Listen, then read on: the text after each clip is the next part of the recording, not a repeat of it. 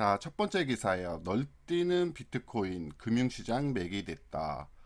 요즘에 비트코인에 대해서 기사 참 많이 나와요. 비트코인이 얼마 올랐다, 얼마 떨어졌다, 이렇게 뉴스들이 많이 나오는데, 자, 비트코인에 대해서 한번 알아보도록 할게요. 비트코인의 정의는 뭐 지폐나 동전과 달리 물리적인 형태가 전혀 없는 온라인 디지털 화폐라고 되어 있어요. 지폐나 동전과 같이 뭐 손으로 쥐어질 수 있는 뭐 그런 것들은 없습니다. 온라인 상에서만 내가 얼마를 가지고 있다라고 이렇게 표시가 되어 있죠. 그래서 이제 가상화폐라고도 해요. 가상화폐에는 여러 가지 비트코인이라는 것도 있고 뭐 이더리움도 있고 등등등등 여러 가지 종류의 가상화폐들이 있거든요. 그 중에서 대표가 이 비트코인이에요. 자, 가격도 제일 비싸고 비트코인이 아마 이 가상화폐 첫 포문을 여는 선두주자, 예, 그렇게 생각을 하시면 되겠습니다. 그러다 보니까 비트코인이 요즘 뭐 많이 오른다, 뭐 떨어졌다 이러니까 세계 각 유명 인사들이 이런 비트코인에 대해서 한마디씩 이렇게 던져요. 그 던진 것들을 좀 가져와 봤는데요. 요 테슬라의 일론 머스크, 이 형이 멋진 형이죠. 테슬라 CEO입니다. 이 형이 뭐라고 그랬냐면 전기차를 비트코인으로 구매할 수 있도록 하겠다. 이 말은 어떠한 파장을 낳았냐면 예전에는 비트코인 갖고 뭐 사용처가 없었어요, 잘. 그런데 이거 가지고 테슬라 자동차를 구매할 수 있다. 그럼 사용처가 하나가 생긴 거죠. 그러다 보니 비트코인이 요 말 하나 때문에 그날 20%인가? 하루 만에 급등을 했습니다. 자, 그 다음에 트위터 창업자의 뭐 잭 CEO, 잭도시라는 사람은 비트코인을 추가로 구매했다. 회사 보유 자산 5%가 코인이다. 이런 말도 했고요. 미국의 월스트리트, 여기가 이제 미국의 월가, 여기가 이제 금융의 도시죠. 그렇 치면 뭐 서울의 여의도급 되는 월스트리트라고 하는 데를 월가라고 해요. 거기에 뉴욕 멜론 은행이라고 하면 미국에서 대형 은행이에요. 얘네들이 비트코인을 구입을 하겠다 이렇게 발표를 했고요. 미국의 플로리다주에 있는 마이애미시 직원 월급을 비트코인으로 지급을 할 것. 물론 전체는 아니지만 일부를 그렇게 지급을 하겠다 이렇게 발표를 했고요. 뭐 캐나다 증권 당국이 비트코인 ETF 사상 최초 승인을 했다. ETF라는 게 예를 들어서 ETF 바이오라고 이렇게 되어 있으면 여기에 바이오주들이 많이 있어요. 우리들이 흔히 여기다가 하나를 집어서 투자를 하는 요런 게 이제 주식 투자인데 내가 이런 어떠한 종목들을 하나하나를 모르면 차라리 바이오주 예, 투자를 하겠다. 그랬을 때 ETF 바이오를 사는 거고요. 종류들이 엄청 많아요. 뭐 ETF, 뭐 은행도 있고 뭐 등등등등 많이 있습니다. 그런 ETF를 캐나다 당국에서 사상 최초로 승인을 했다는 얘기예요. 자, 그럼 이런 것들이 일련이 뜻하는 바는 뭐냐면 비트코인이 제도권 안으로 들어왔다는 얘기예요. 이게 무슨 말이냐면 예전에는 비트코인이 그들만의 리그였어요. 예전에는 비트코인 같은 이런 과상화폐가요, 이제 쓸 곳이 별로 없었어요. 그냥 자기들끼리 노는 그들만의 리그로 이렇게 생각이 됐었거든요. 그런데 이제는 사용처들이 생기기 시작했죠. 뭐 전기차도 살 수 있고 직원 월급을 비트코인으로 주고, 이 말은 무슨 얘기냐? 제도권으로 비트코인이든 가상화폐가 들어오기 시작을 했다. 그러면 얘네들이 인정을 해주기 시작했다는 거죠. 그들만의 리그에서 이제 인정을 받는, 이렇게 한 단계 레벨업이 됐다고 보시면 됩니다. 구독, 좋아요 꼭 눌러주세요.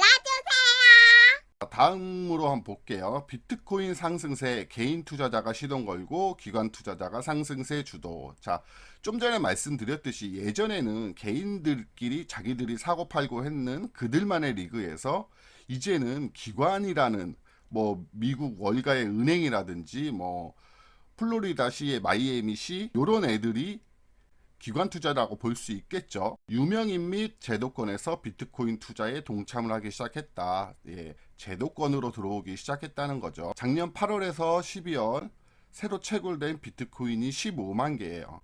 근데 매수한 비트코인이 36만 개죠. 그럼 공급보다 수요가 많으니까 가격이 폭등할 수밖에 없어요. 채굴된 비트코인이라고 하는 거는 비트코인이든 가상화폐는 이게 채굴을 통해서 만들어지거든요.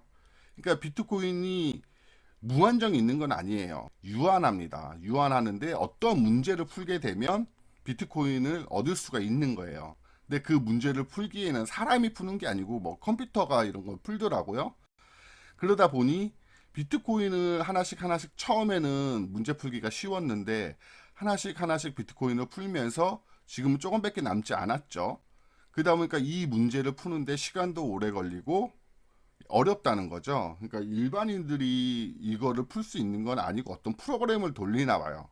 근데 이 프로그램을 우리가 흔히 컴퓨터의 그래픽 카드라고 하죠.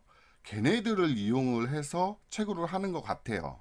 그래서 뉴스에 보면 뭐 이상한 창고 같은 데 하나 지어가지고 여기다가 컴퓨터를 쭉 갖다 놓고 컴퓨터를 돌리는 거죠, 프로그램으로. 그러면 여기서 가상화폐가 나오는 요런 식인 건데, 이제는 많이 어려워져서 그리고 시간도 오래 걸리고 그러다 보니까 비트코인이 15만 개 채굴이 됐는데, 매수한 비트코인이 36만 개라는 것은 그만큼 사람들이 여기에 관심을 보이고 있다는 거고, 이 비트코인이라는 것, 가상화폐는 유한한 한정된 재화예요. 그러다 보니 여기에 살 사람은 많아지고, 그러니까 희귀성이 높아지는 거죠. 그러다 보니까 가격이 폭등을 지금 하고 있는 상황이에요. 비트코인이 이렇게 좋은 것만 있냐? 부정적 시각도 있죠.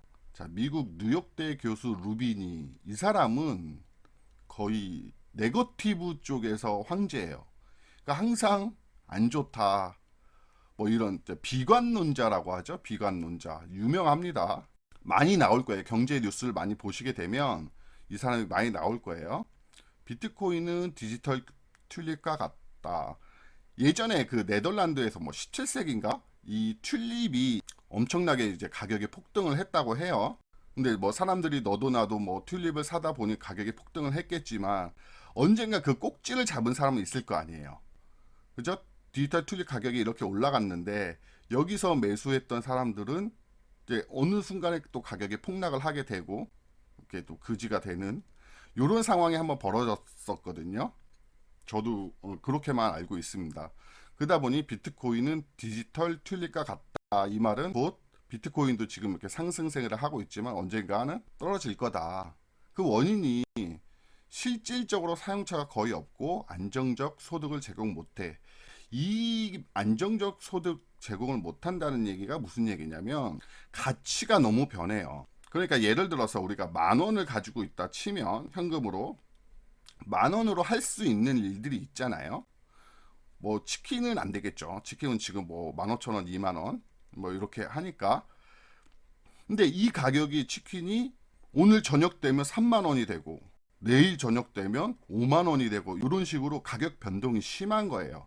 내가 비트코인을 가지고 있는데 비트코인으로 이 치킨 한 마리를 살 수 있었어요. 오늘 이 시간에는 살 수 있었는데 6시간 후에는 치킨 한 마리를 못 산다는 거죠. 뭐 이런 식의 비트코인 가격이 떨어진다고 하면 이런 변동성이 너무 심해요.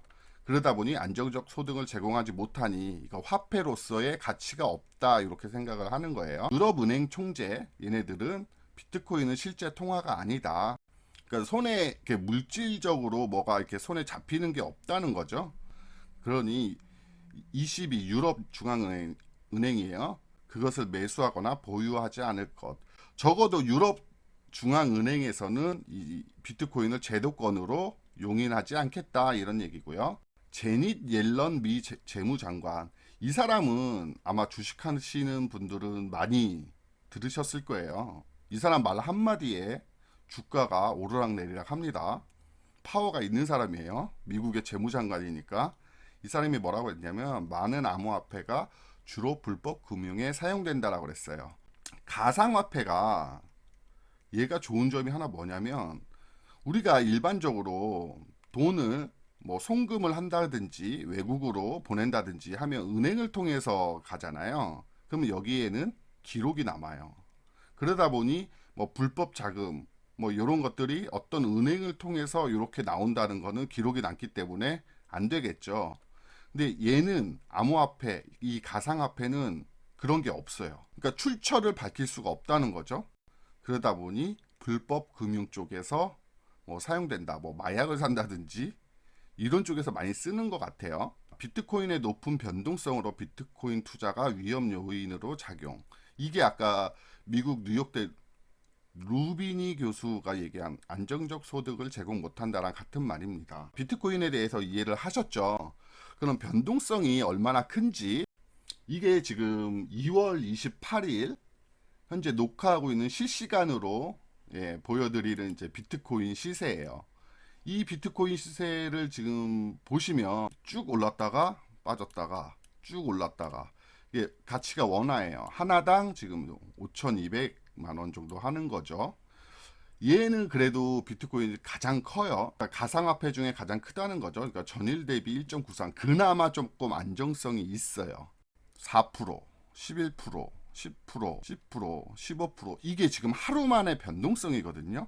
그러니까 이게 하루만 이렇게 되는 게 아니고 계속 왔다 갔다 한다는 거죠. 그러다 보니까 아무래도 변동성이 커지니까 가치가 얼마나 이렇게 많이 달라지는 거죠. 오늘은 치킨 한 마리 살 수 있었던 게 내일은 뭐 반마리밖에 못 사고, 또는 오른다 쳤을 때는 오늘 치킨 한 마리 살 수 있었던 게 내일은 치킨 10마리를 살 수 있는, 이렇게 가치가 순간순간 변하다 보니 이게 문제점이 되는 거죠. 그럼 밑에 한번 쭉 내려볼게요. 현재 움직이고 있는 이 비트코인의 시세를 보실 수 있고요. 이쪽에서 한번 다른 애들을 한번 볼게요. 펀디엑스라는 애는 9%, 달러는 16%. 이게 지금 하루 만에 변동성이 생긴 거거든요.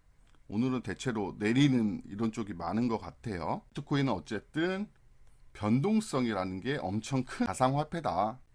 정리를 하자면 이 비트코인은 물리적인 형태가 없는 온라인 디지털 화폐고, 이런 발언들 유명인이나 제도권에서 얘기하는 게 뭐 이제 사용처가 늘어나고 있고, 이런 말들은 제도권으로 들어온다는 얘기고요. 그런데 이제 부정적 시각에서는 뭐 실질적인 사용처가 아직은 많이 부족을 하고 안정적 소득을 제공을 못한다. 워낙 변동성이 크니까 등등의 이런 말들이 있습니다. 그러니까 지금은 뭐 긍정론자랑 부정론자랑 지금 이렇게 대립하고 있는, 이렇게 이해를 하시면 되겠습니다. 자, 감사합니다. 시청해주셔서 감사합니다.